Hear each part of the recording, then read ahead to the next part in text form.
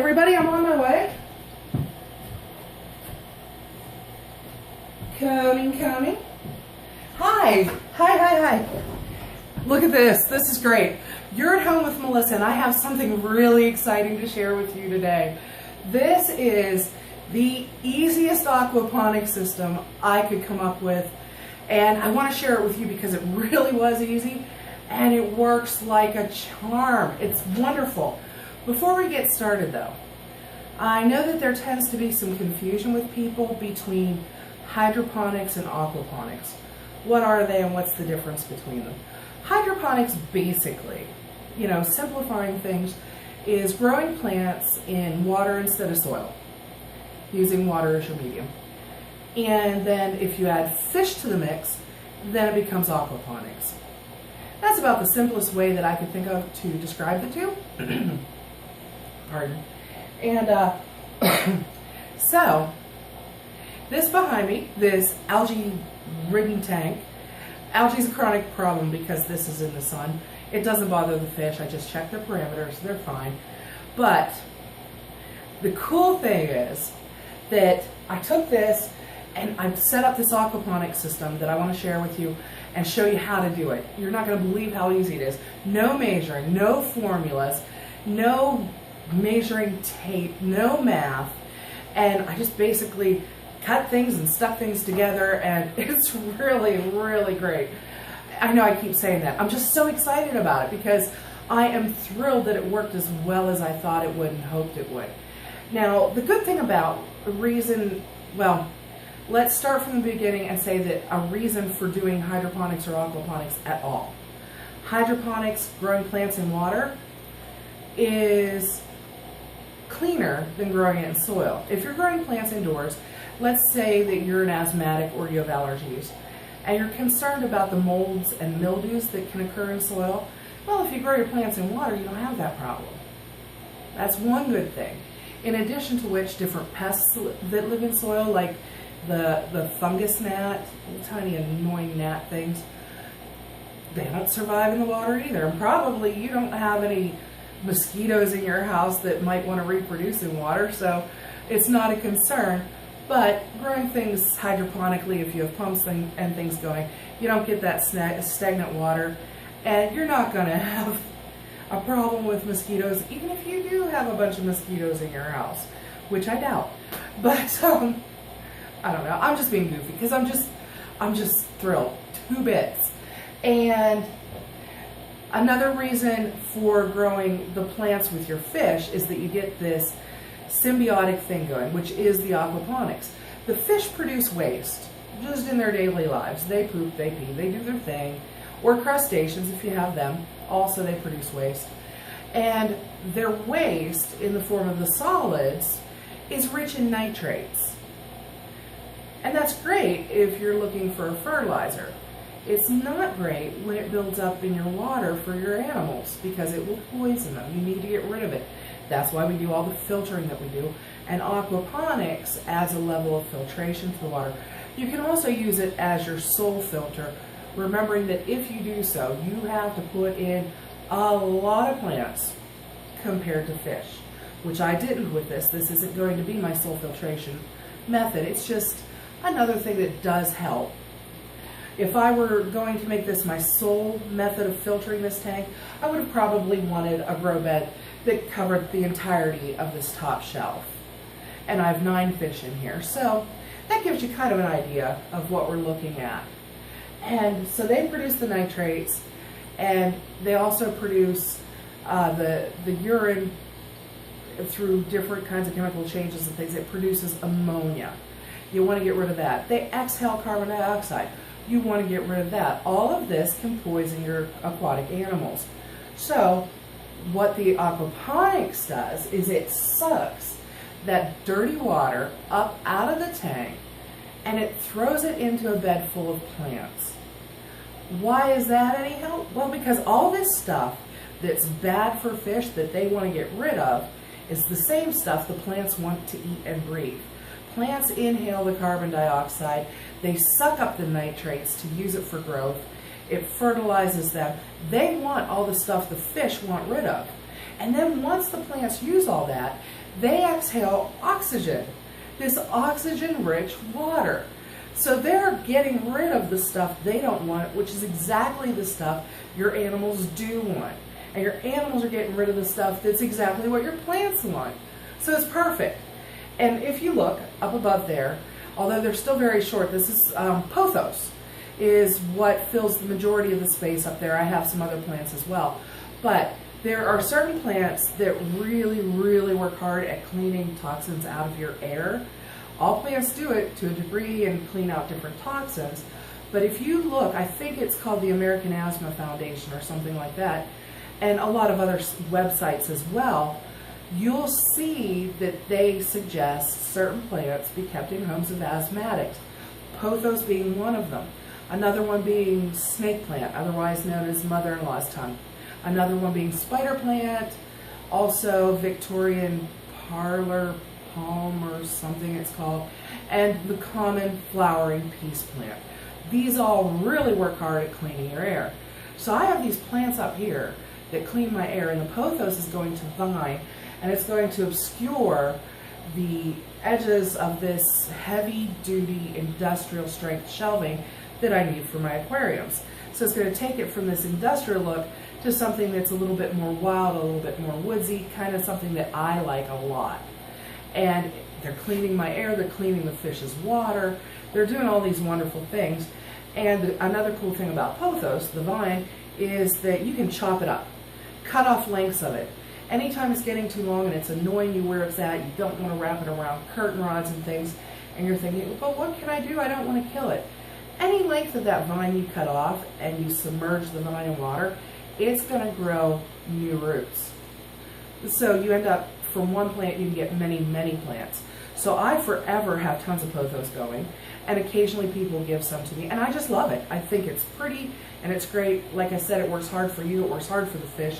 So I chopped up some and put it in the grow bed, and it's going to grow and vine, and when it gets too much in there, I'll fiddle with it. But that is great, and it was enough to fill that planter.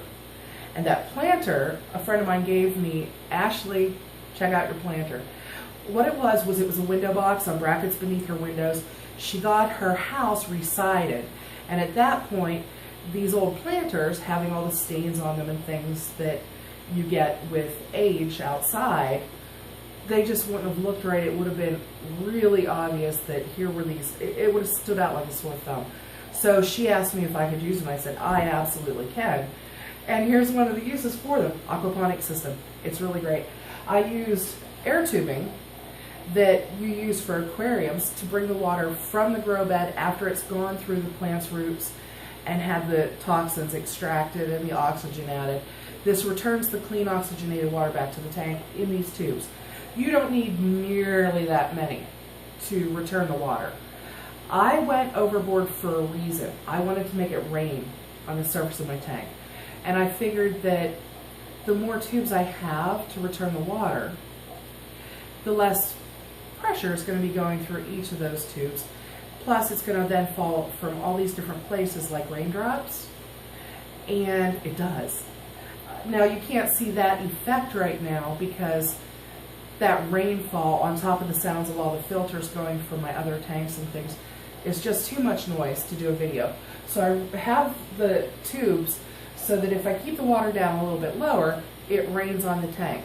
If, like now I'm doing a video, I raise the water level higher, which submerges the tips of the air tubing, and you don't have that splashing sound.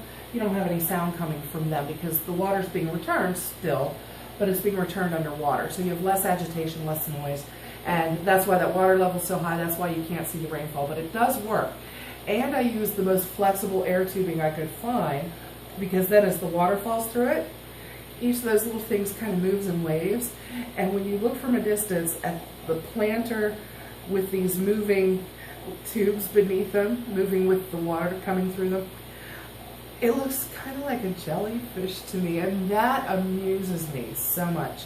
I can't even tell you. But it does cause rain on the surface of the tank. I was going to center it over the tank so that the whole tank had that rain effect falling on it. But then, literally, as I was putting it up there, I thought, what if, with that rainfall falling on the entire surface of the tank, it confuses the fish at feeding times. They can't tell that I'm giving them food, or they have trouble finding it through all the things coming down, the water coming in. And I didn't want to risk that, and I didn't want to have to move my grow bed after it's full of the pebbles and the water and everything else. Well, in my case, expanded clay pellets and water and plants, and with all the tubes and the having woven them down from the wire shelving above. I thought, no, once it's up there, I want it to stay where it is. So I moved it to the back and that side. That leaves the front of the tank and this end of the tank being rain-free, so to speak. And I feed the fish, I give it to them. There's not been any confusion. They're happy, I'm happy, the plants are happy, and it's a great system. I had on hand when I went to do this, I didn't have to buy a thing as I went to do this project. That was so exciting, to be able to actually make something, to create something without having to buy a single thing. Now, you probably will, because one of the things I had on hand that most people probably don't is I had 3 submersible water pumps for a pond, for ponds, and each of them is for a 75-gallon pond. In fact, I have more than that. I found another stash of them. I don't know what size, but I had 3 for 75-gallon ponds. This is a 75-gallon tank, and I thought, perfect. It'll be doing exactly the same thing it would be doing in a pond, except this is the pond. And I already had the hose for it because I bought it when I bought the pond pump, and it was stored with it. So all I did, literally, to set that up, is I stuck the pump in the water, didn't plug it in because I'm playing with it, stuck the pump in the water, hello fishy, and stuck the hose that takes the water to the grow bed into the pump. And then I just held it up above, held it through the grate of the shelf above, and thought, okay, well, my planter's about yay high, so I want it to come up to about 1/3 of the way through. You don't want to go real high, or else the pressure of that water being pushed up is going to shoot it up above your grow bed, which I think I did before setting up the last time I tried to set up an aquaponic system. I think that's what went wrong, is that I had that tube too high and it sprayed everywhere. So about 1/3 of the way up, and I thought, this is about 1/3 of the way, and I cut it with a pair of scissors, heavy duty scissors, literally. That's it. That is all the measuring I did there, and that's not really measuring. So then I removed it from the pump to do the close-up work. And now I'm going to show you how that was. I'm going to come over, turn off the camera, and get a close shot ready for you, okay? All right, this is so neat. Let's get that taken care of. Okay, we've got her set up. This is one of the planters. You're looking right now at my little work area. This is one of the planters that was given to me. And as you can see, it has stains in it and dirt and things. I did rinse it out. I didn't wash it with soap or with bleach or anything like that. It's inside the container. I don't care. What I do care is not having soap residue or chlorine that's going to be released into my tank and kill my animals. So I just left it kind of dirty. Then, like I said, I took the tube, the hose that comes from the air pump, and I had already cut that to length, and I drilled a hole in the bottom of my grow bed. When I compared the diameter from the cutting edge of this cutter, it's exactly the diameter of the hose. And the reason I cut it to be exactly the diameter is I didn't want to have to seal it or glue it or anything like that. And this is not a very flexible hose. It's somewhat flexible, but it gives a lot of resistance. If I cut the hole smaller than the hose, I wouldn't be able to get the hose up through the hole I've cut. So I went with a hole that's exactly the diameter of the outside of the hose. For the air tubing, however, I did something different. See these 2 different kinds of air tubing? This is basically what you're going to find in the pet section of any store, and in your pet stores if you order online, aquarium air tubing. And you can can get it like 8-12 feet for a few bucks, $4, maybe $6, I don't know. But I have two different kinds. This kind, see how it doesn't bounce a whole lot? This kind really wiggles in comparison. So this is what I used because I wanted that motion as the water came down through to give a more random pattern of the waterfall on the surface of the tank. And the way I determined what size hole to cut for each of these in the bottom of my container is I took the non-cutting edge of a drill bit, hold it to the hose, to the tubing, and you can see it's smaller than the tubing. In fact, look, if I push really hard, I can actually get the tubing to go over the drill bit on the non-cutting end.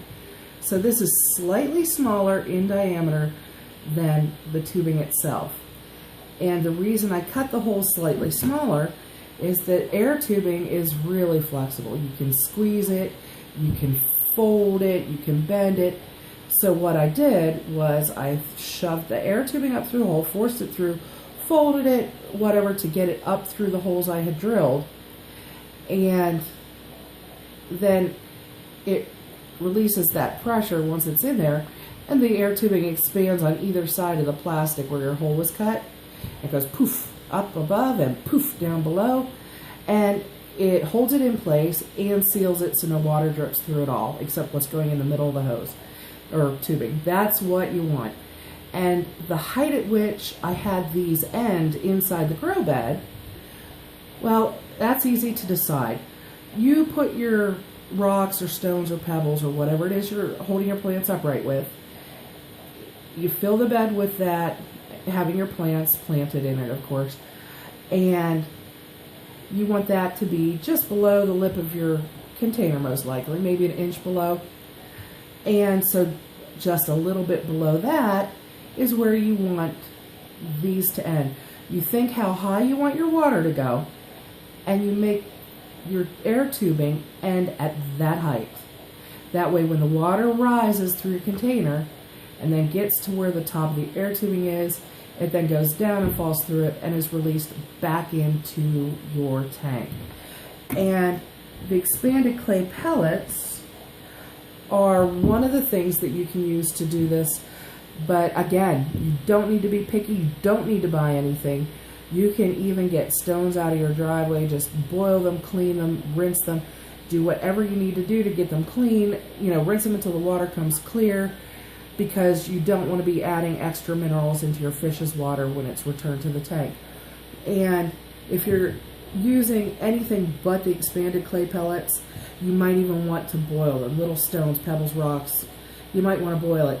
If you're using expanded clay pellets, however, clay with it being as porous as it is, if you're boiling it, that might weaken its structure and it might disintegrate on you. So that I would just rinse until your water comes clear while you're rinsing it, and you're good to go. And that is how you make it. The tubes, you cut them to whatever length you want them to hang down into your tank, and you get a gas exchange. You add to the gas exchange in the tank as the water's falling down. If you put them below the water level, you don't have the noise of the water hitting the top of the tank. You don't get that rain effect either. But you still agitate the water some, which keeps it kind of rolling and circulating. And then any ammonia that's in the tank, as it hits the air, it evaporates off harmlessly. If you have your tubing end above the tank, making the rain effect, it has the added benefit of agitating the water even more and thereby increasing the help to that gas exchange, the ammonia leaving the water entering the tank. So that, I think, is about all that we need to cover. Like I said, I used no glue, used no measuring tape, no math. I just cut things, eyeballed things, and you can do the same.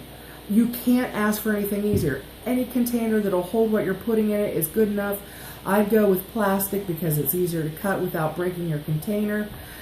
You can go with the cheap air tubing that you use for your aquariums, which is what I did, or you can use, if you don't want the rain effect and you just want to have a neat with few lines, you can use, say, 2 or 3 hoses, lengths of hose that you used for your submersible pump, and you can just put those in place of the air tubing in here for the return of water.